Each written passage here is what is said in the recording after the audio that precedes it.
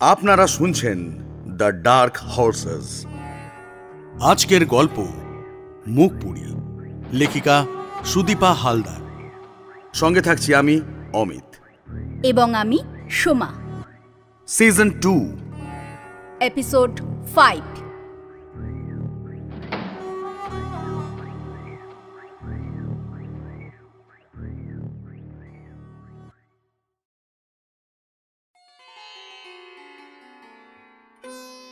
সরস্বতী পুজো চলে যেতেই বাড়িতে বিয়ের আয়োজন শুরু হয়ে গেল।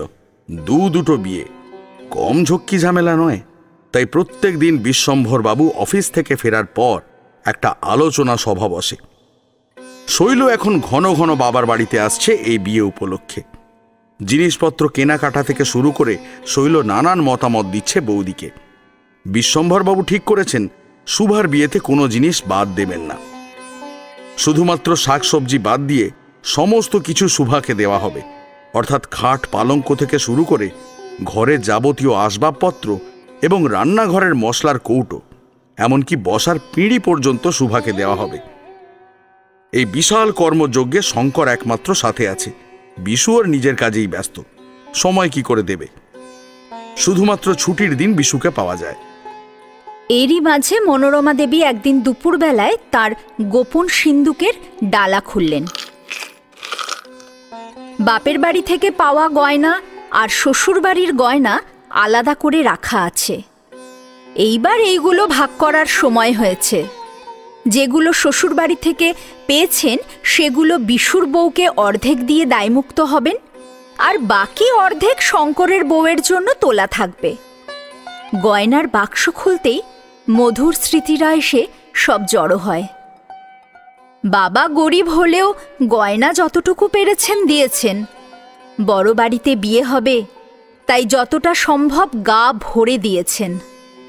হাতে চালদানা, পলাকাটি, মাদুলি, পৈচ্ছা, বাউটি, তাবিজ, বাজুদানা, কণ্ঠমালা, পায়ে 6 গাছা মল, পাঁইজোর, গকরি, পখম ও চুটকি, কানে বোঁদা ও মাছ, কোমরে চন্দ্রহার, গোট, চাবি ও শিকলি। এছাড়াও ছিল নাক ঠাসা। নাক ঠাসা তো এখনো পরে আছেন, নাকের মধ্যিখানে পড়ে, চাপা বোতামের মতো। মেয়েদের শ্বাস স্বামীর গায়ে সরাসরি পড়া অশুভ। সোনা হলো শুদ্ধ, তাই শ্বাসকে শুদ্ধ করার জন্যই তো বাবা নাক ঠাসা দিয়েছেন, যাতে স্বামী সুস্থ থাকেন। শুভাকেও বানিয়ে দিতে হবে বিয়ের আগে।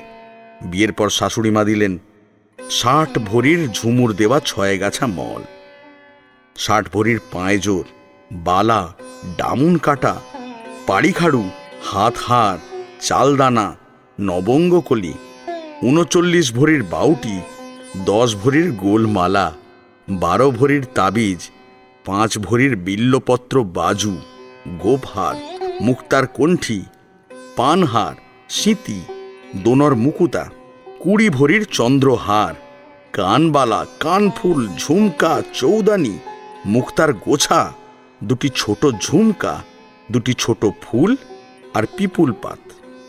আরও আছে গোড়ে ছালনা, পিনখাড়ু, চাউদানি, এয়ারিন, দমদম গোখরি বা ঝাঁপা, নাকে নথ ও নোলক তো এও তীর চিহ্ন, এ তো থাকবেই। ফাঁদি নথ শাশুড়িকে পরতে দেখেছেন মনোরমা দেবী। ওটা এত বড় যে তার ভিতর দিয়ে অনায়াসে ভাত খাওয়া যেত। ওটাও আছে সিন্দুকে। কানের জন্য আরও আছে গোশওয়াড়া, বাহাদুরি, ঝমকা, বালা, খুংরিদার, পতং, তান্দুর। ওহ, মনে রাখা 4টিখানি ব্যাপার। টায়রা টিকলি ছাড়াও মাথায় পরার জন্য আছে চৌক, শীষফুল, ছোটি ও মৌলি। কপালের জন্য দমনি, কুটবি, তাওয়াইট, চাঁদটিকা, ঝুমর, গুছয়, 12 আর বিন্দলি। বীরবৌলি আর মদনকড়ি নামে 2টি কানের গয়নাও পেয়েছেন, কানবালা, কানপাশা, আর কান তো আছেই। স্বর্ণকারকে দিয়ে মনোরমা দেবীর নাকের জন্য অনেকগুলো গয়না বানিয়েছিলেন। মাক্কি, কেশর, ডানবোলাক, চানবোলাক, হীরাকাঠ বোলাক, নাকছাবিও আছে, ডালিম ফুল, লবঙ্গ, বড়ই ফুল, চালতা ফুল, দামাল কাঠ, চম্পাকলি, হাঁসুলি, ইতোরা বদন, গুলবন্ধ, কান্দি, মোহরন, হাউলদিল নামে নানা রকম গলার হার তো আছেই। হাতের জন্য তাবিজ, অনন্ত, বাউটি, মান্তাসা আর রতনচূড় আছে। এই গয়নাগুলো বেশ ভারী আর চওড়া। রতনচূড় হাতের তালুর উল্টো দিকে পড়ে একবার দেখে নিলেন। কবজির কাছে এটি চুড়ির মতো আটকানো থাকে এবং বাকি অংশ ছড়িয়ে হাতের আঙুলের সঙ্গে লাগানো থাকে। কি ভালো লাগে হাতটাকে দেখতে। রতনচূড়কে তো আজকাল হাতপদ্ম বলে। ভাওটা, যশমবাক, কুলুপিয়া এগুলো সবই হাতের গয়না। আরশি আর ছল্লা নামে 2 রকম বড় আংটি আছে, যেগুলো তর্জনীতে পড়তে হয়। শাশুড়ি কোমরে পরার জন্য দিয়েছিলেন পাহাজেব, বঞ্জর, জিঞ্জির। বাবা গরিব, তাই কোমরে পরার জন্য দিয়েছিলেন গোটা হার আর নিমফল। শাশুড়ি তার শাশুড়ির কাছ থেকে পেয়েছিলেন, আবার নিজেও বানিয়েছিলেন। মনোরমা দেবীও তাই করেছেন। এইভাবেই গয়না বেড়েছে। এর মধ্যে কত গয়না এমন আছে যেগুলো মনোরমা দেবী মাত্র একবারই পরেছেন। বিয়ের পর মনোরমা দেবী বিশ্বম্ভর বাবুর কাছে শুনেছিলেন পায়ে সোনার নূপুর শুধুমাত্র রাজ পরিবারের মধ্যেই নাকি সীমাবদ্ধ ছিল। তাই তো কেশব সেনের মেয়ে সুনীতি দেবী নাকি বিয়ের পর এই ভেবে আনন্দ পেয়েছিলেন এবার কুচবিহার রাজবাড়িতে গিয়ে তিনি সোনার নূপুর পরতে পারবেন। এই গয়না নিয়ে বেগম রোকেয়া এক সালঙ্কারা বধূর বর্ণনা দিয়েছেন। অবশ্যই সেই বধূটি ছিল নাবালিকা। তার মাথার সিঁথির অলঙ্কার 40 ভরি, কর্ণে 25 ভরি, কণ্ঠে 120 তোলা, সুকমল বাহুলতায় প্রায় 2 সের, কোটি দেশে 65 ভরি, চরণ যুগলে 240 ভরি স্বর্ণের বোঝা। ভাবা যায় এগুলো বোঝা ছাড়া আর কি? এত গয়না মানুষ পরে, মুখপুরীর ভাগ্যে কি কোনো গয়না জুটবে? এত গয়না দেখে মনোরমা দেবী বুঝতে পারলেন এইটা একদিনের কাজ নয়। 2 বৌমাকে সমান ভাগ করতে এই গয়না নিয়ে আরও বেশ কয়েকদিন বসতে হবে।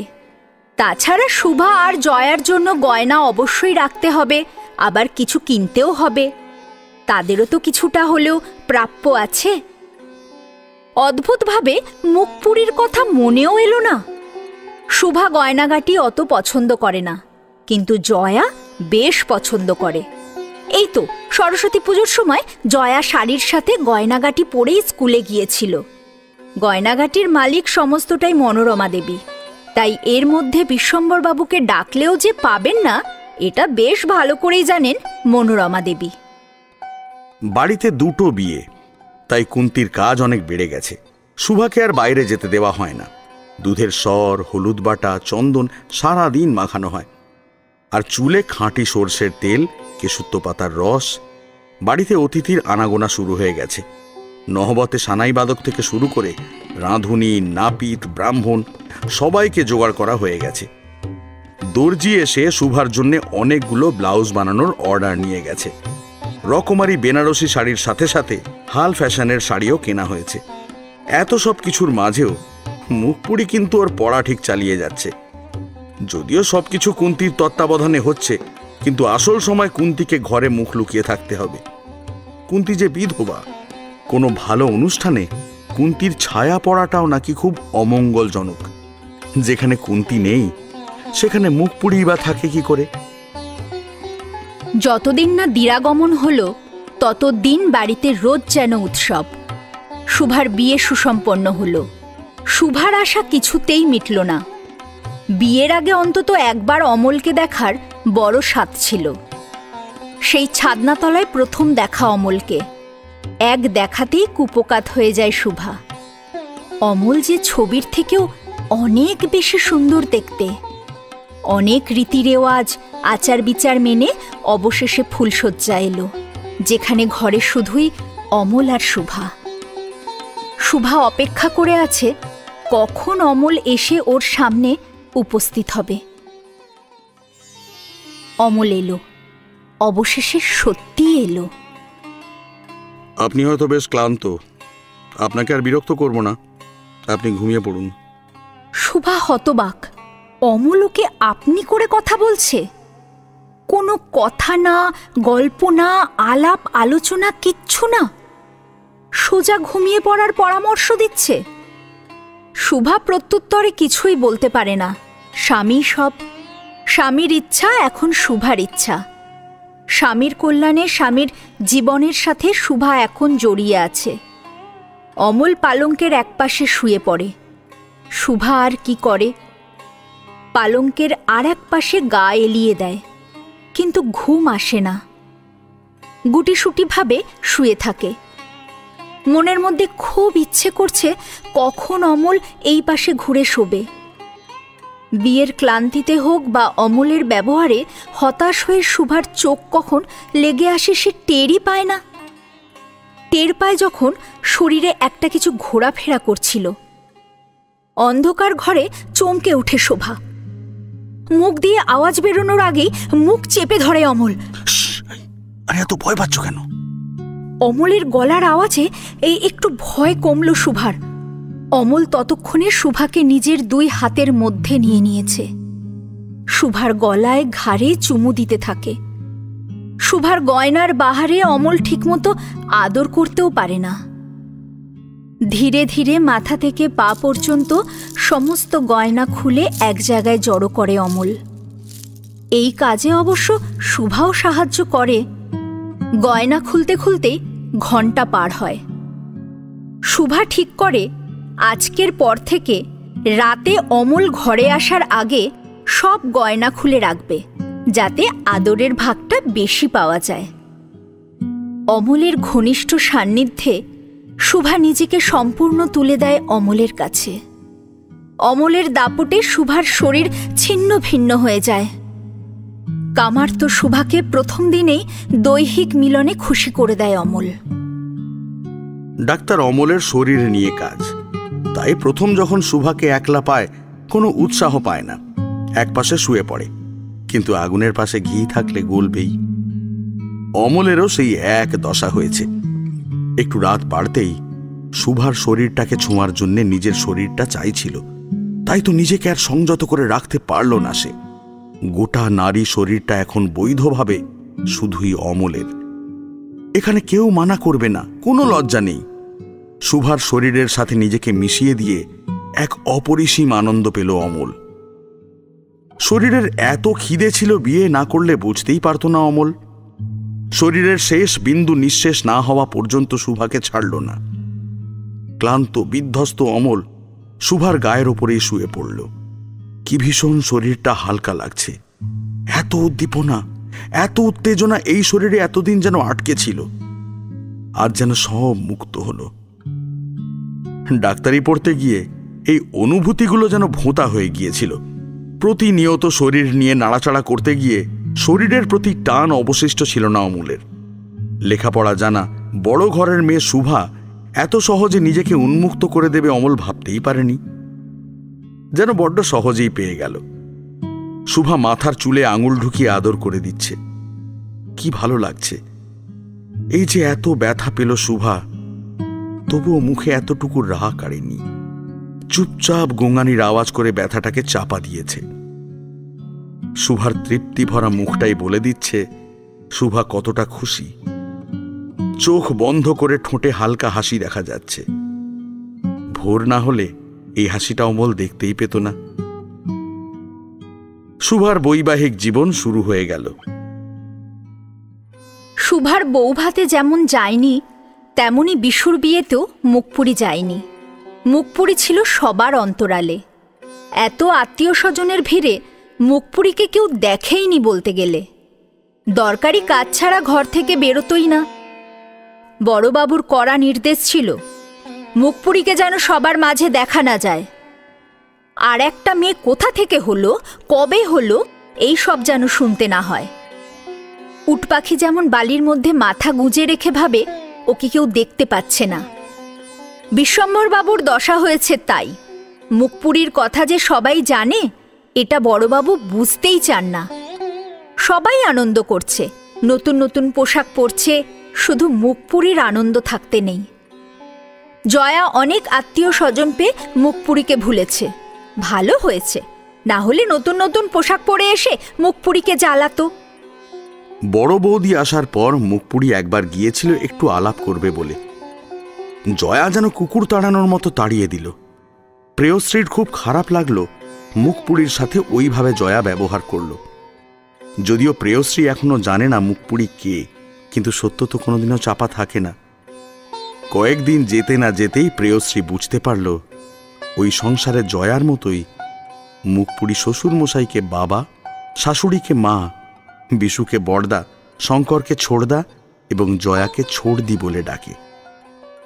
বিশুকে প্রেয়শ্রী এই কথা বলে জিজ্ঞাসা করে, হ্যাঁ গো, একটা কথা তোমায় জিজ্ঞেস করব। মুখপুরী তোমাদের কে হয় গো? ওর নাম মুখপুরী কেন? এর কি জবাব দেবে বিশু? বিশু সত্যি কথাটা বলতে পারবে তো? প্রেয়শ্রী বেশ কয়েকদিন দেখে আর থাকতে না পেরে বিশুকে সরাসরি জিজ্ঞেস করে, বলছি, তোমাদের কুন্তির ঘরে থাকে ওই মেয়েটা কে গো? ও তো বোন, ছোট থেকেই এখানে আছে, তাই জয়ার মতোই ডাকে। তুমি বাবার কাছে যাবে বলেছিলে, তাই না? কবে যাবে? বিশু চালাকি করে উত্তর দিয়ে প্রেয়শ্রীর মনটাকে ঘুরিয়ে দিল। বাবার বাড়ির কথা বললে কে না খুশি হয়, কিন্তু বিশু পড়ে গেল মহা চিন্তায়। না পারছে সত্যি বলতে, না পারছে এড়িয়ে যেতে। তবে এখানে থাকতে থাকতে প্রেয়শ্রী ঠিকই বুঝে যাবে একদিন কি যে লজ্জায় বাবা মা ফেলে দিল। শ্বশুরবাড়িতে মান সম্মান আর থাকবে না। প্রেয়শ্রীকে নানা কাজে ব্যস্ত রাখেন মনোরমা দেবী। চেষ্টা করেন বৌমাকে সব সময় চোখে চোখে রাখতে, যাতে মুখপুরীর সাথে মুখোমুখি না হয়। মুখপুরী স্কুলে যাওয়ার আগে রান্নাঘরে খেতে গেলেই রান্নাঘর থেকে প্রেয়শ্রীকে কোনো না কোনো কিছুর বাহানায় ঘরে ডেকে নেন। রোজ যদি এক ব্যাপার হয়, মনে একটু হলেও খটকা লাগে। প্রেয়শ্রীর ঠিক সেটাই হলো। প্রেয়শ্রী বোঝে না ওর নাম আলো থাকতে সবাই মুখপুরী বলে ডাকে কেন। কি এমন কাজ করেছে যে ওর নাম মুখপুরী হলো? আর মেয়েটা তো কারুর সাথে তেমন কথা বলে না, নিজের মতোই ঘরের মধ্যে থাকে আর পড়াশোনা করে। প্রেয়শ্রী জানতে পেরেছে মুখপুরী ক্লাসে ফার্স্ট হয়, তবুও কেউ ভালো করে কথা বলে না ওর সাথে। জয়াকে একটুও ভালো লাগে না, সব সময় মুখপুরীকে অপমানজনকভাবে কথা বলে। বড্ড হিংসুটে। ননদ হয়েছে তো কি হয়েছে, ওর সব আবদার মানতে হবে এমন কোনো কথা আছে? পড়াশোনায় মন নেই, মাস্টারমশাইয়ের কাছে রোজ পড়া না করার অজুহাত দেয়। আরও বেশি বিরক্ত লাগে শাশুড়ি সবসময় ওকে কিছু না কিছু কাজ ধরিয়ে দেন। দণ্ড একটু বসে কথা বলবে কুন্তির সাথে, কিছুতেই হতে দেন না। মনের মধ্যে অভিযোগ আস্তে আস্তে জমতে শুরু করে। প্রেয়শ্রী বাবার বাড়ির আদরের মেয়ে, সে কেন তার ইচ্ছে মতো চলতে পারবে না এখানে? কুন্তিকে খুব পছন্দ হয়েছে প্রেয়শ্রীর। মা ছাড়া কথা বলে না। প্রেয়শ্রী ধীরে ধীরে শ্বশুরবাড়িতে মানিয়ে নেয় নিজেকে। মুখপুরী যে বিশুর বোন এটাও একদিন জানতে পেরে যায়। শ্বশুরবাড়ির সম্মান বাঁচাতে সেও কখনো মুখপুরীর নামে বাবার বাড়িতে কিচ্ছু বলে না। শুধু তাই না, প্রেয়শ্রীও মুখপুরীকে খারাপ কিছু বলে না ঠিকই, কিন্তু ভালো কিছুও বলে না। সবাই যখন মুখপুরীকে চায় না, তখন প্রেয়শ্রীর মনেও মুখপুরীর প্রতি একটা বিরাগ স্বাভাবিকভাবেই গড়ে ওঠে। বেশি দিন লাগলো না শ্বশুরবাড়ির আদব কায়দার সাথে একেবারে মিশে যেতে। রেলে আবেদন করলেই চাকরি হচ্ছে, শুধু 18 বছর বয়স হলেই হবে। তারপর শিক্ষাগত যোগ্যতা হিসেবে চাকরি প্রার্থীদের উপযুক্ত কাজ দেওয়া হচ্ছে। এটা শোনা মাত্রই শঙ্কর বয়সের সার্টিফিকেট জমা করে আবেদনপত্র জমা করে দেয় লুকিয়ে। বাড়িতে জানলে কুরুক্ষেত্র বাঁধাবেন মা বাবা দুজনেই। বাবা উচ্চপদস্থ সরকারি কর্মচারী, তার একটা সম্মান প্রতিপত্তি আছে। কিছুতেই এই শ্রমিকের চাকরি মেনে নেবেন না। যার বাবা উচ্চপদস্থ কর্মকর্তা, দাদা উকিল, জামাইবাবু ডাক্তার, সেই বাড়ির ছেলে হয়ে গ্রুপ ডি পোস্টে চাকরি করার কথা ভাবাই যায় না। কিন্তু কিচ্ছু করার নেই, বনানীকে পেতে গেলে এইটুকু তো সহ্য করতেই হবে। পোস্ট অফিস থেকে যেদিন পিয়ন শঙ্করের নামে চিঠি দিল, বাড়ির সবাই অবাক হয়ে গেল। রেল থেকে শঙ্করের নামে চিঠি এসেছে। বিশ্বম্ভরবাবুর কানে কথাটা উঠতে বেশি সময় লাগলো না। অফিস থেকে বিশ্বম্ভরবাবু ঘরে ঢুকতে যেটুকু সময় লাগে, জয়া চিঠিটা নিয়ে এক্কেবারে বাবার সামনে হাজির। একে তো অফিসের খাটাখাটনি করে বিশ্বম্ভরবাবুর মেজাজ রোজ এমনিতেই গরম হয়ে থাকে এই সময়, তার উপর এই চিঠি যেন আগুনে ঘি দেওয়ার মতো কাজ করল। শ্রমিকের কাজ করবে শঙ্কর? ব্যাস, চিৎকার করে ডাক দিলেন শঙ্করকে। শঙ্কর কাঁপতে কাঁপতে এসে হাজির। চিঠিটা শঙ্করের মুখের সামনে নাড়িয়ে জিজ্ঞাসা করলেন, কি হচ্ছে এইসব? হ্যাঁ, তোমার কি বাড়িতে খাওয়া জুটছে না? শঙ্কর উত্তর দিতে পারে না। লেখাপড়া বাদ দিয়ে চাকরি করার কথা মাথায় এলো কেন? হ্যাঁ, তোমার কি পয়সার অভাব হচ্ছে? শঙ্কর তাও চুপ করে আছে। কি হলো? আমি তো কোনো কথা জিজ্ঞাসা করছি। শঙ্কর কোনো রকমে ঢোক গিলে বলে, আমি আমি কাজ করার সাথে সাথে পড়ব। কিন্তু কেন? পড়াটাই মন দিয়ে করলে ভালো হয় নাকি? যাও, চাকরি করতে হবে না, আগে পড়া শেষ করো, এরপর আরো ভালো মাইনের চাকরি পাবে। যাও। বলে চিঠিটা কুচি কুচি করে ছিঁড়ে ফেললেন। শঙ্করের প্রেমের সমাধি এখানেই হয়ে গেল। বনানীকে আর ধরে রাখতে পারল না। শঙ্করের দুই চোখে জল। বাবার ঘর থেকে বেরিয়ে সোজা নিজের ঘরে চলে যায় শঙ্কর। শঙ্করের আরো খারাপ লাগে, ওর হয়ে কেউ কিছু বলল না। মা অন্তত কিছু বলতে পারত। সবাই তো কারণ জানতে চাইবে, কেন শঙ্কর পড়াশোনা বাদ দিয়ে কাজ করার জন্য এত ব্যস্ত হয়ে গেল। কাকে বলবে শঙ্কর ওর মনের কথা? ভালোবাসা করে বিয়ের কথা কেউ ভাবতেও পারে না। বাবার বিরুদ্ধে কথা বলার সাহস শঙ্করের নেই। তাহলে বনানীকে কি সত্যি পাওয়া যাবে না? শঙ্কর যে কথা দিয়েছে ওকেই বিয়ে করবে। শঙ্কর ওর কথা থেকে সরে আসতে চায় না। বনানী যদি কয়েকটা বছর সামলে নেয় তাহলে কোনো অসুবিধা হবে না। কিন্তু বনানীর কাছে যা শুনল তাতে মনে হয় না বনানীকে আর পড়াশোনা করতে দেবেন ওর বাবা। শঙ্কর ভাবতে পারছে না এরপর কি হবে। বাড়িতে কি হচ্ছে না হচ্ছে মুখপুরীর কিছু যায় আসে না তাতে। একদিন ভোরবেলা কুন্তি বিছানা ছাড়ার আগে দেখে মুখপুরী বিছানায় হাঁটু দুটো মুড়ে বুকের কাছে নিয়ে একপাশে কাত হয়ে শুয়ে আছে। কুন্তি ভাবল মুখপুরীর বুঝি শীত করছে। কুন্তি আবার কাঁথাটাকে দুই ভাঁজ করে মুখপুরীর সারা গা ভালো করে ঢেকে দেয়। মুখপুরী যেহেতু একদিকে কাত হয়ে শুয়ে আছে তাই কুন্তি মুখপুরীর মুখটা দেখতে পায়নি। দেখবেই বা কি করে? হাঁটুর মধ্যে প্রায় মুখ গুঁজে দিয়েছে সে। কুন্তি চলে যায় কাজে। প্রায় ঘণ্টাখানেক পর কুন্তির খেয়াল হলো মুখপুরী এখনো বিছানা ছাড়েনি। অন্যান্য দিন মুখপুরী কুন্তির সাথেই উঠে যায়, কিন্তু আজ কি হলো? কুন্তি এসে দেখে মুখপুরী তখনও ওইভাবেই শুয়ে আছে। কুন্তি মনে মনে ভাবল, থাক শুয়ে, রোজই তো উঠে পড়তে বসে, আজ না হয় একটু দেরি করেই উঠল। কুন্তির মাথায় তখনও কিছু সন্দেহ দেখা যায়নি। কুন্তি রান্নাঘরে চলে যায়। রান্নাঘরে তখন তিনজন, কুন্তি, মনোরমা দেবী আর প্রেয়শ্রী। তিনজনেই গল্প গুজবে তখন ব্যস্ত। এমন সময় গলার আওয়াজ পেয়ে তিনজনেই দেখে মুখপুরী কুঁজো হয়ে রান্নাঘরের দরজায় দাঁড়িয়ে বলছে, বিশ্বাস করো কুন্তিমা, আমি কোনো অন্যায় করিনি। ভগবান তাও আমাকে এমন শাস্তি দিচ্ছে কেন? মুখপুরী এই কথা বলছে কেন? কি অন্যায়? কিসেরই বা শাস্তি? এসব কি শুনছে ওরা? মুখপুরীর কথা শুনে তিনজনেই ঘুরে দাঁড়ায়। মনোরমা দেবী মুখপুরীকে দেখে আঁতকে ওঠেন। সঙ্গে সঙ্গে কুন্তিকে বলেন, কুন্তি, ওকে শিগগির এখান থেকে নিয়ে যাও, জায়গাটা একেবারে অপবিত্র করে দিল। কুন্তি তাকিয়ে দেখে মুখপুরীর পা বেয়ে রক্ত পড়ে জায়গাটা রক্তাক্ত হয়ে গেছে। মুখপুরী সোজা হয়ে দাঁড়াতে পারছে না, এতই পেটে ব্যথা হচ্ছে।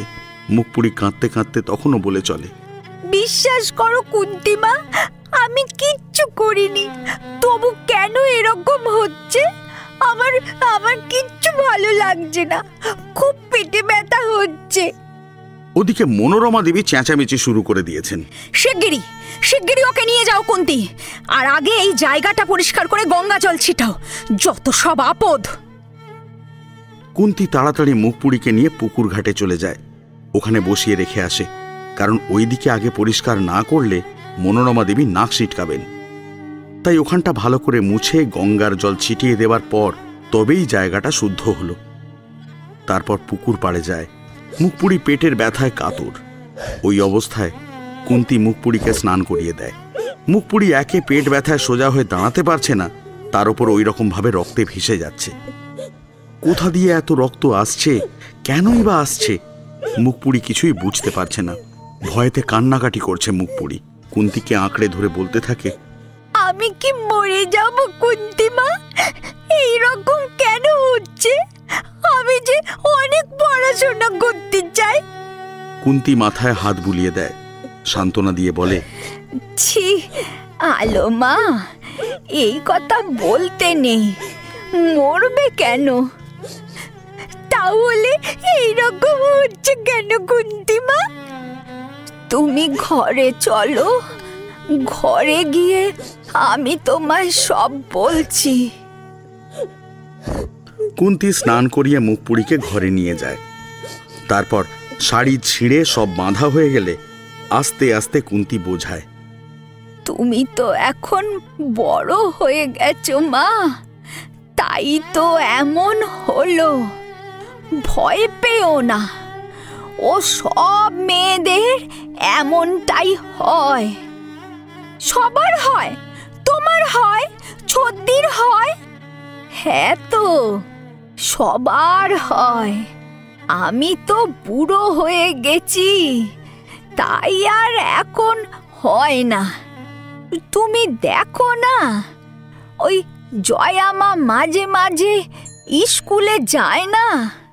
তাই তো, ছোড়দির মাঝে মাঝেই শরীর খারাপ হয়, সেই জন্যই তো স্কুলে যায় না। তার মানে মুখপুরীও এখন বড় হয়ে গেছে।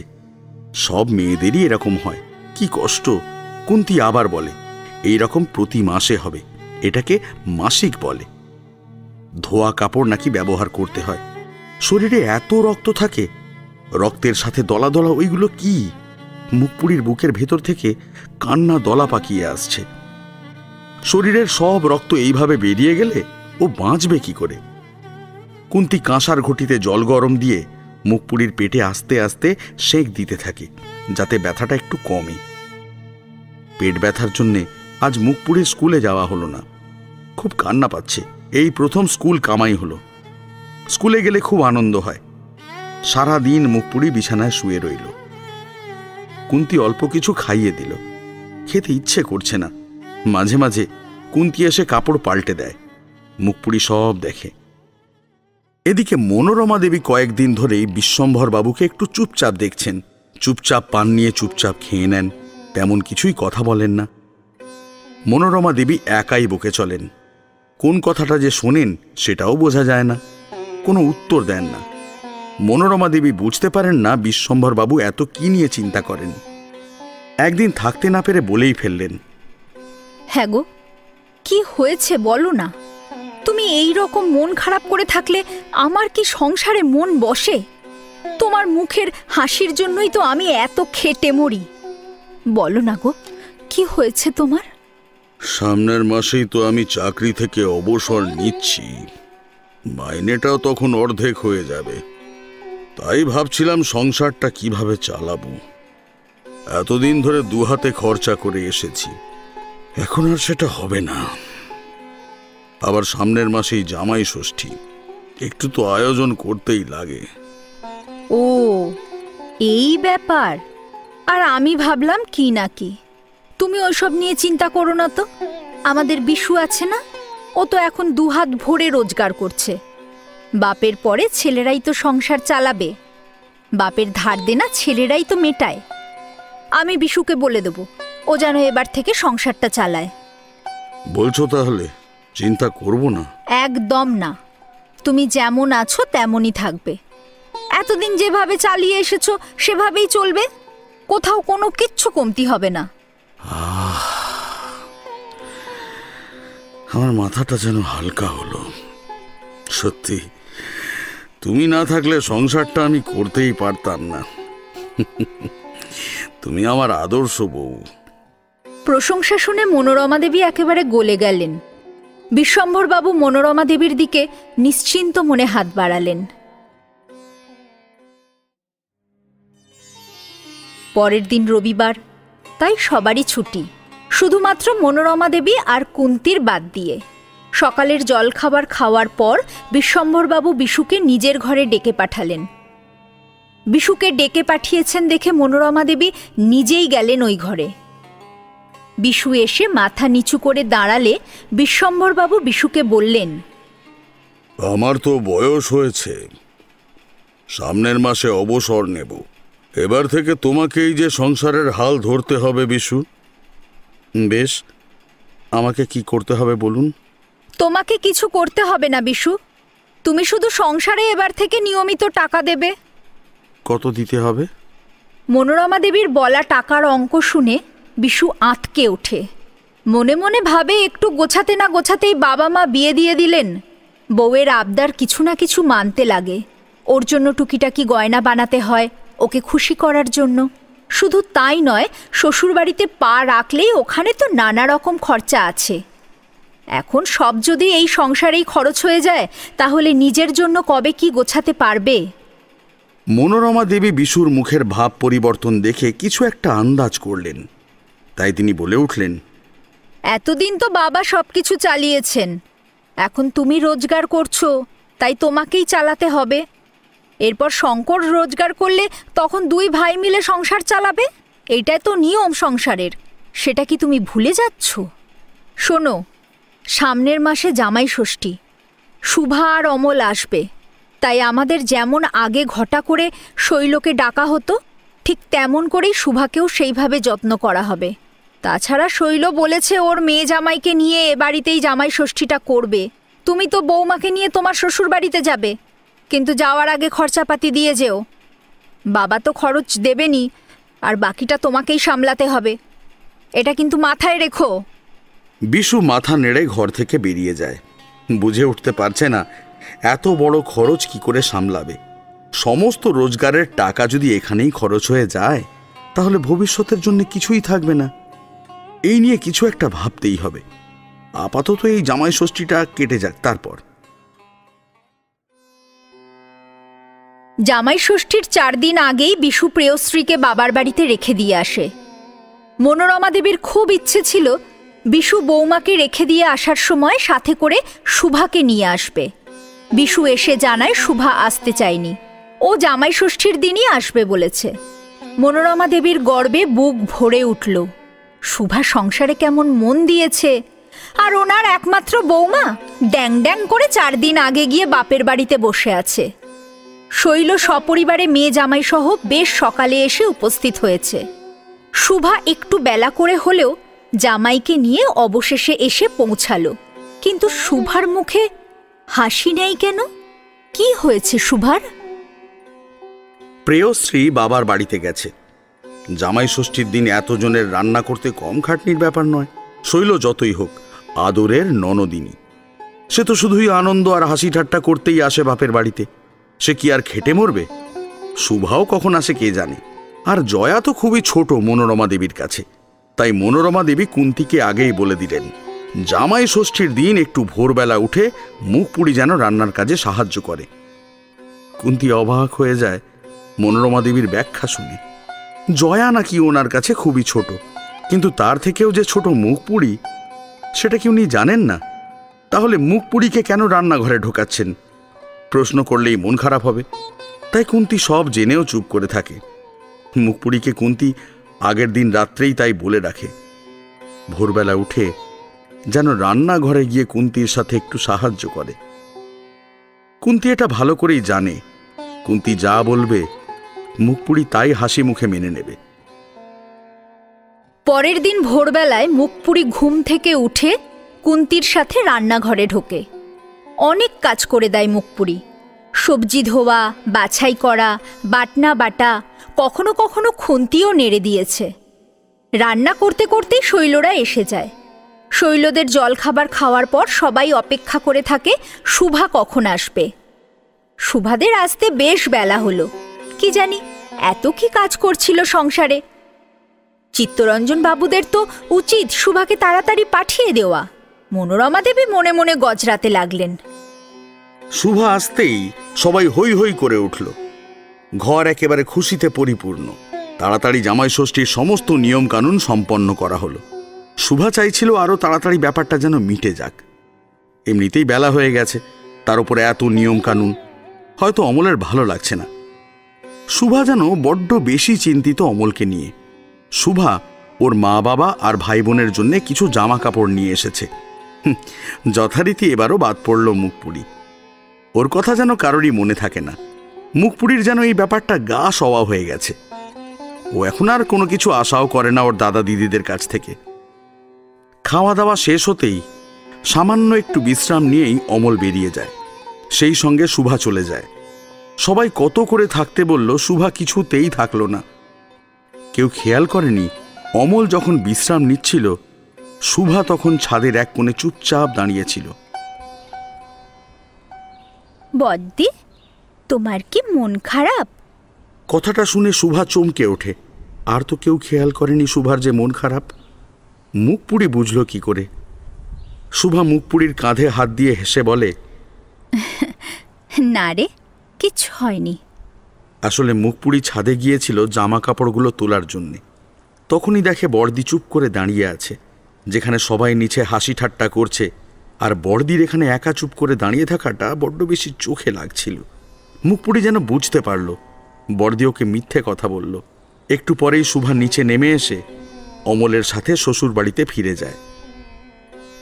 দিন যায়, মাস চলে যায়, বছরও গড়িয়ে যায়। মুখপুরির ডাবল প্রমোশন হয়, আর ওইদিকে জয়া ফেল করে। জয়া প্রতিটা ক্লাসে একবার করে ফেল করতে থাকে, আর মুখপুরি ওর ক্লাসের দিকে এগিয়ে যেতে থাকে। অবসরপ্রাপ্ত বিশ্বম্ভরবাবু এখন ঘরেই থাকেন। বয়স হয়েছে, তাই বেশি রাগারাগিও করতে পারেন না। মনোরমা দেবী বড় বৌমার উপর বেশ রেগে আছেন, কারণ প্রেয়শ্রী শ্বশুর বাড়ির থেকে বাপের বাড়ি থাকে বেশি। একবার গেলে আর সহজে ফিরে আসতে চায় না। কখনো কখনো 2 মাসও পেরিয়ে যায়। প্রেয়শ্রী বাবার বাড়িতে থাকে বলে বিশুও এই সংসারে বেশি দিন থাকে না। ধীরে ধীরে বিশু শ্বশুর বাড়িতেই পাকা আস্তানা করে নেয়। বিশুকে বশ করে ফেলেছে প্রেয়শ্রী। এর ফলে বিশু এই সংসারে খরচা পাঠানো বন্ধ করে দেয়, আর শুভা ওর বাবার বাড়িতে বছরে ওই একবারই আসে, জামাই ষষ্ঠীতে। শুভা বোধ হয় আজও অমলের মনটা পেল না। এত চেষ্টা করে অমলের মনের মতো সবকিছু করতে, তবুও যেন অমল কিছুতেই সন্তুষ্ট হয় না। বড় বিরক্ত হয় শুভার ওপর। শুভার প্রতিটা খুঁটিনাটি কাজে খুঁত ধরে। শুধু মাঝে মাঝে শরীরের তাড়নায় শুভাকে কাছে টেনে নেয়। শাশুড়ি অনিমা দেবী ভীষণ বিরক্ত শুভার ওপর। শুভা এখনো কোনো নাতি নাতনি দিতে পারল না বলে। অথচ অনিমা দেবী এটা ভেবে দেখলেন না যে ওনার মেয়ে প্রেয়শ্রীও তো এখনো মা হতে পারেনি। শাশুড়ির ব্যঙ্গ করা কথাবার্তাগুলো শুনে শুভার মন খারাপ হয়ে যায়। শুভা বলতে পারে না যে অমল শুভার কাছে ঠিকমতো আসেন না, নাতি নাতনি হবে কি করে। স্বামী স্ত্রীর গোপন কথা কাকেই বা বলবে। অমলের কারণে শুভাকে নানা রকম কটূক্তি শুনতে হয়। অমল ডাক্তারের কাজে এতটাই ব্যস্ত থাকে যে শুভার প্রতি মনোযোগ দেওয়ার সময় পায় না। কিন্তু শুভাকে একটার পর একটা দামি উপহার দিতেই থাকে। সবাই উপহার দেওয়াটাই দেখে, উপহারের পেছনে যে কান্নাটা, সেটা কিন্তু কারোর চোখে পড়ে না।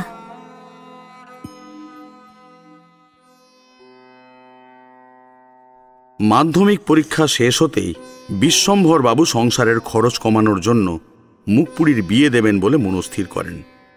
মুখপুরি বেশ বাড়ন্ত হয়েছে, যত না বয়স তার থেকে একটু বেশিই দেখায়। সেই জন্যে এই রকম মেয়েকে নাকি ঘরে রাখা যাবে না। এই কথা শোনা মাত্রই মুখপুরি কুন্তির কাছে কেঁদে ফেলে। কুন্তি বড়বাবুর কাছে প্রার্থনা করে অন্তত উচ্চ মাধ্যমিকটা দেওয়া হোক, তারপর যেন বিয়ের কথা চিন্তা করা হয়। কুন্তির কথা ফেলতে পারেন না বিশ্বম্ভরবাবু, তাই কুন্তিকে কথা দেন উচ্চ মাধ্যমিকের আগে তাহলে মুখপুরীর বিয়ে হবে না।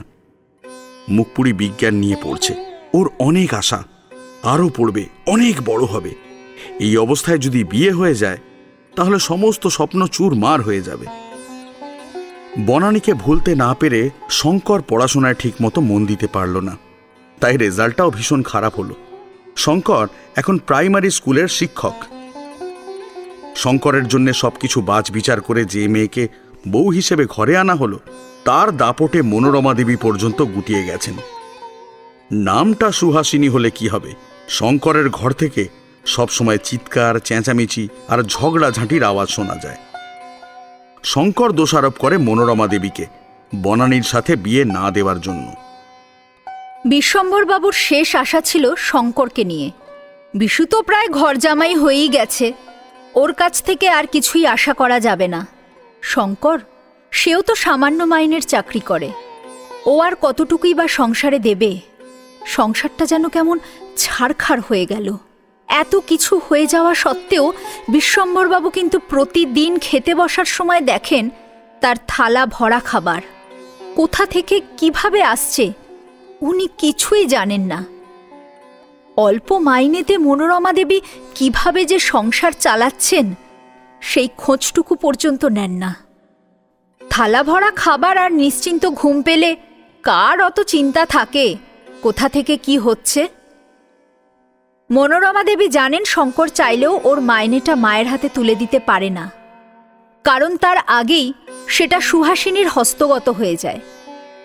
শঙ্কর নিজেও তাই চালাকি করে, মাইনে পেয়েই ঘনিষ্ঠ বন্ধু বিভাসের হাতে কিছুটা টাকা ধরিয়ে দেয়। বিভাস মাঝে মাঝেই ওদের বাড়িতে আসে। বিভাস যখন মনোরমা দেবীর হাতে সেই টাকা তুলে দেয় তখন শঙ্কর সুহাসিনীকে কথায় ব্যস্ত রাখে। স্কুল থেকে ফেরার পথে মুখপুরী দেখে বাড়ির সামনে অনেক ভিড়। বুকের ভেতর অমঙ্গলের আশঙ্কায় ছ্যাত করে উঠল। কার আবার কি হলো? বাড়ির সামনে এত লোক কেন? মুখপুরী বুঝতে পারছে কিছু একটা তো হয়েছে, যেটা মোটেও ভালো না। এত লোক একসাথে বাড়ির সামনে থাকবেই বা কেন? সমস্ত প্রতিবেশীরা যেন বাড়ির দোরগোড়ায় এসে জমা হয়েছে। মুখপুরী যত এগিয়ে যায় তত সবার মুখের ভাব দেখতে পায়। প্রত্যেকের মুখের মধ্যে কান্নার ভাব ফুটে উঠেছে। কি হলো? সবাই কাঁদছে কেন? কার কি হলো? তবে কি বাবার কিছু হলো? মুখপুরী গেট দিয়ে বাড়িতে ঢুকতেই দেখতে পায় ওদের ঘরের কাছে সমস্ত লোক জড়ো হয়ে আছে। মুখপুরীকে দেখে সবাই যেন আরো বেশি করে দুঃখ পাচ্ছে। মুখপুরী সবার মুখের দিকে তাকায়, কেউ কিচ্ছু বলে না। মুখপুরী তাড়াতাড়ি ঘরের দিকে এগিয়ে যায়। মুখপুরীকে দেখে সবাই ওর ঘরে যাওয়ার রাস্তা করে দেয়। সবাইকে পেরিয়ে মুখপুরী ঘরে ঢুকে দেখে কুন্তি মেঝেতে শুয়ে আছে। এ কি, কুন্তিমার নিচে শুয়ে আছে কেন? কি হয়েছে কুন্তিমায়ের? তোমরা কেউ কিছু বলছো না কেন? কুন্তির মাথার কাছে মনোরমা দেবী বসেছিলেন। উত্তর দিতে গিয়ে মনোরমা দেবী ডুকরে কেঁদে উঠলেন। জয়া চৌকির উপর বসেছিল। মুখপুরীর প্রশ্নের উত্তরে জানায়, কুন্তি আর নেই রে, কুন্তি আমাদের ছেড়ে চলে গেছে। মুখপুরী হাঁ করে জয়ার দিকে তাকিয়ে আছে। কি কথা বলছে ছোড়দি? স্কুলে যাওয়ার আগেই কুন্তিমাকে ভালো করে দেখে গেছে মুখপুরী, কুন্তির কাছে খাবার খেয়েছে, আর এখন ছোড়দি বলছে কুন্তি নেই। মেঝেতে শুয়ে থাকা কুন্তির মুখের দিকে তাকিয়ে মুখপুরী ভাবে ওর কুন্তিমা বুঝি ঘুমিয়ে আছে, এখনই উঠে পড়বে। কারা যেন আবার চোখের ওপর তুলসী পাতা দিয়ে দিয়েছে। মুখপুরী সেই তুলসী পাতাগুলো ছুঁড়ে ফেলে দেয়। কুন্তিমাকে দেখে মনে হচ্ছে ঘুমিয়ে আছে, আর ওরা সবাই বলছে কুন্তি নাকি নেই।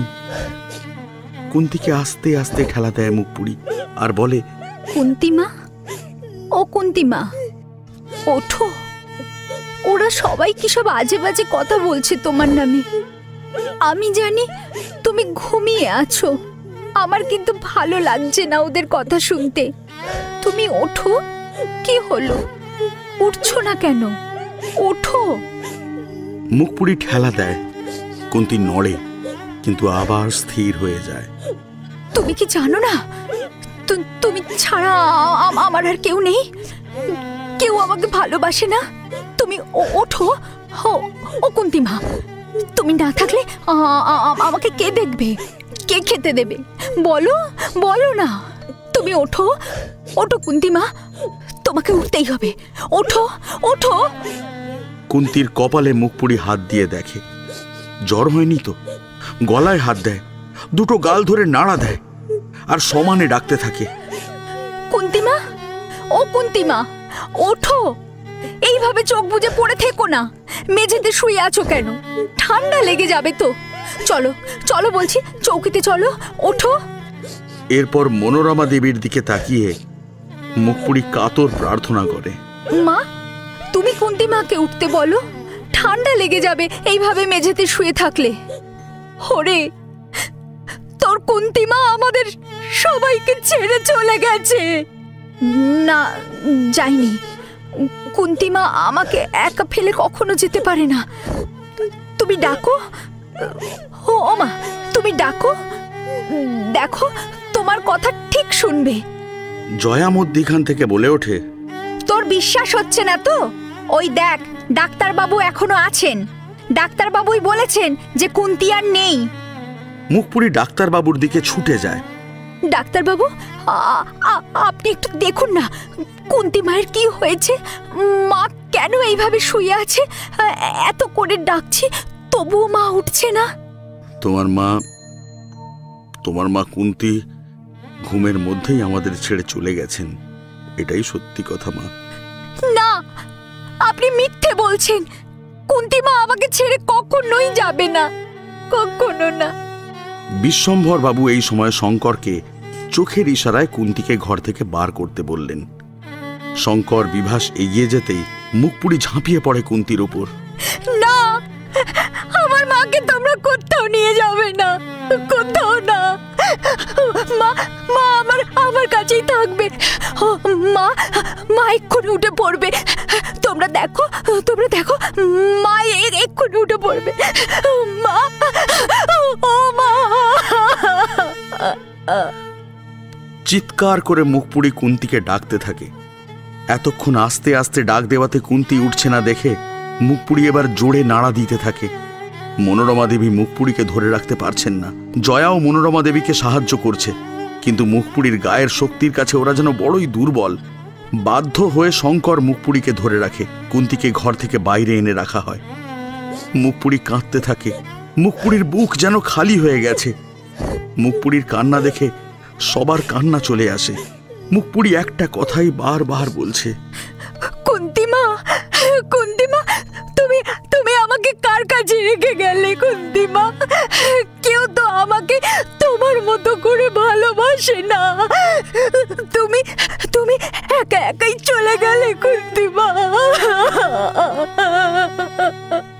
মুখপুরি যত হাহাকার করে, কাঁদে, বিশ্বম্ভর বাবু মনোরমা দেবী তত বেশি বিরক্ত হন।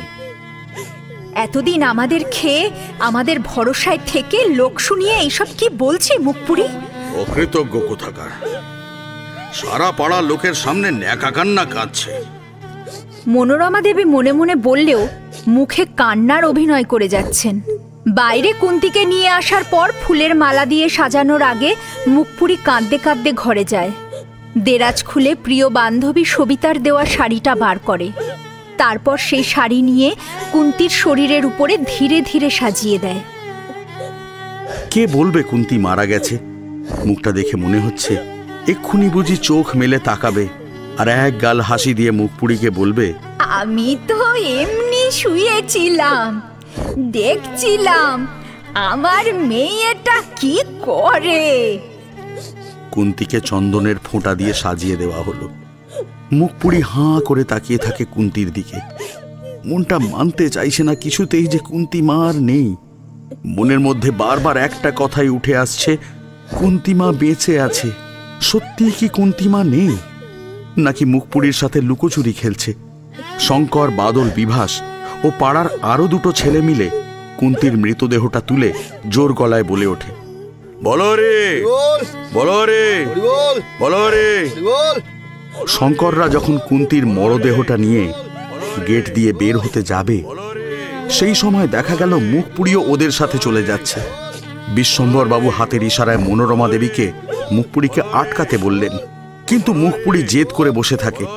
আমিও যাব, মায়ের সঙ্গে আমি এতদিন ছিলাম, শেষ পর্যন্ত থাকতে চাই, তাই আমিও যাব, আমিও যাব।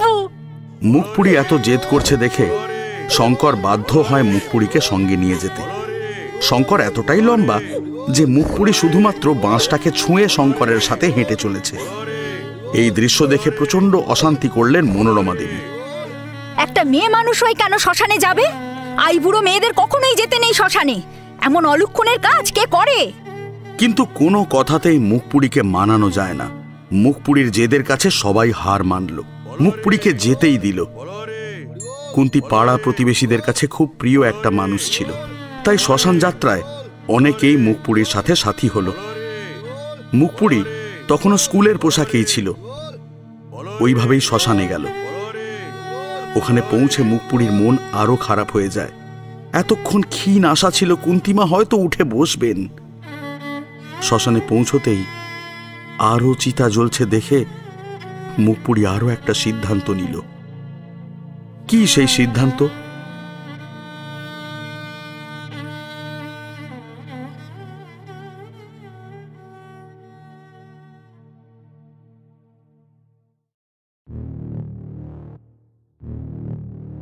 গল্পটির পরবর্তী অংশ শোনার জন্য বেল আইকনটি প্রেস করুন আর আমাদের চ্যানেলটা সাবস্ক্রাইব করুন।